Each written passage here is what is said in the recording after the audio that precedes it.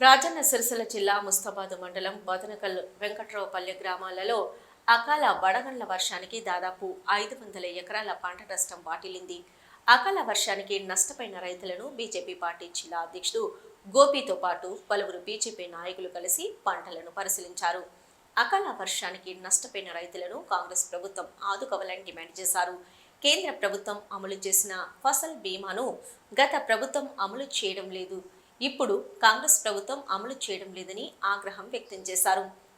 స్థానిక ఎమ్మెల్యే కేటీఆర్ ఎక్కడని ప్రశ్నించారు. ఎంతసేపు అధికారం ఎలా సాధించాలో అనే తపన తప్ప రైతులను పట్టించుకున్న పాపన పోలేదని అన్నారు.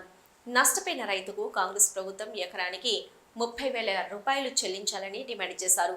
ఈ కార్యక్రమంలో అసెంబ్లీ కన్వీనర్ కరెట్ల మల్లారెడ్డి, మండల అధ్యక్షులు మెరుగు అంజగౌడ్, బీజేపీ సీనియర్ నాయకులు కరెట్ల రమేష్ రెడ్డి, కిసాన్ మోర్చా మండల అధ్యక్షులు వరి వెంకటేష్, ఎస్సీ మోర్చా నాయకులు మీసా శంకర్, మండల ప్రధాన కార్యదర్శి బాదన్ నరేష్, సౌళ్ల క్రాంతి, బీజేపీ నాయకులు శ్రీనివాసరావు, మీసా సంజీవ్, మెంగాని మహేందర్, కోళ్ల కృష్ణ, ఎల్ల గిరిధర్ రెడ్డి, కస్తూరి కార్తిక్ రెడ్డి, బీజేపీ మహిళా నాయకురాలు, కార్యకర్తలు దేవిరెడ్డి, శ్రీనివాస్ రెడ్డి తదితరులు పాల్గొన్నారు. ఫసల్ బీమాను గత ప్రభుత్వం అమలు చేయలేకపోయింది. ఇప్పుడున్న కొత్త ప్రభుత్వం కాంగ్రెస్ ప్రభుత్వం కూడా ఏడాది మీద 5 నెలలు అయినా కానీ ఫసల్ బీమాను ఇక్కడ కొనసాగించలేకపోతున్నది. మరి ఎందుకు మీ ఉద్దేశం ఏంది? మీ రెండు పార్టీలకు రైతులను మోసం చేసుడే లక్ష్యమా?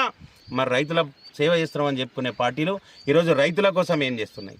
పంటల కోసం నీళ్ళు ఇయ్యరు, నీళ్ళు ఇస్తే కొనుగోలు ఉండదు, కొనుగోలు ఇస్తే ధర ఉండదు.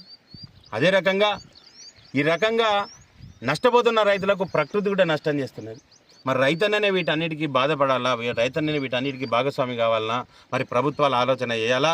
తప్పకుండా ఇప్పుడు మేము రాంగ దారిలో అగ్రికల్చర్ ఆఫీసర్ గారు కలిసిండ్రు, అంచనాలు వేసుకుంటున్నాం అంటున్నారు. గత ప్రభుత్వం అంచనాలు వేసుడికే పరిమితమైంది. మరి మీరు కూడా అదే తోవల నడుస్తారా? మరి రైతాంగాన్ని కాపాడుకుంటారా? ఏదన్నా ఒకటి మీరే నిర్ధారించుకోవాలా. మరి రైతులందరికీ సహాయం చేసి పంట నష్ట పరిహారం వచ్చేదాకా భారతీయ జనతా పార్టీ పోరాటం చేస్తుందని పత్రికాముఖంగా తెలియజేస్తున్నాం. భారత్ మాతాకి జై.